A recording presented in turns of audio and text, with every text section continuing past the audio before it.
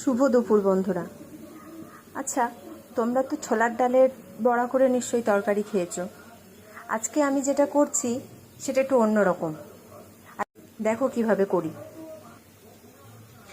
এই যে মিক্সিতে আমি নিয়েছি বেসন, হলুদ, নুন, চিনি আর একটু লঙ্কার গুঁড়ো। এটাকে জল দিয়ে ভালো করে মিক্সিতে ফেটিয়ে নেবো। হাত দিয়ে ফেটাতে অত পারবো না, কারণ হাতে ব্যথা করবে, তার জন্য এটা একটু মিক্সিতেই ফেটিয়ে নেবো। দেখো আমার ফেটানো হয়ে গেছে। এটাতে একটু হিং দিলে ভালো হয়, কিন্তু আমার হিং নেই, তাই হিংটা দিতে পারলাম না। আর এই যে এপাশে তেল গরম বসিয়ে এবারে এক এক করে বড়াগুলো ভেজে নেব।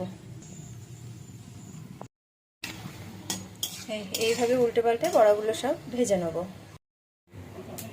এই যে আমার সব বড়াগুলো ভাজা হয়ে গেছে। কড়াই তেল গরম হয়ে গেছে, একটু গোটা গরম মশলা, জিরে, শুকনো লঙ্কা ফোড়ন দিয়েছি। এবার আলুগুলো দিয়ে দেবো।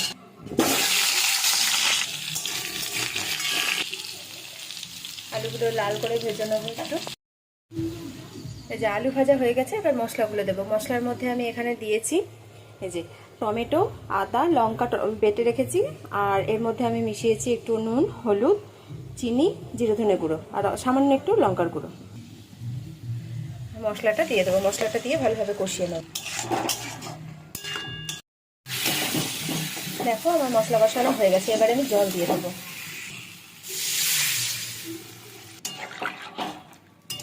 জল দিয়ে দিলাম।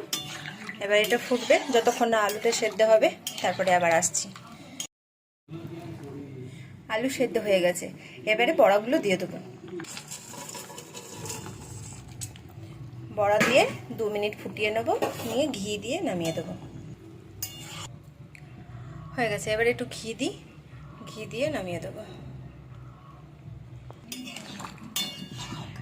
আমার রান্না কমপ্লিট। ছোলার ডালের বড়ার থেকে এটাও বেশ ভালো লাগে খেতে। তোমরা জানিও কমেন্টে কেমন লাগলো তোমাদের, আর তোমরাও বানিয়ে একবার দেখো। টাটা আজকের জন্য।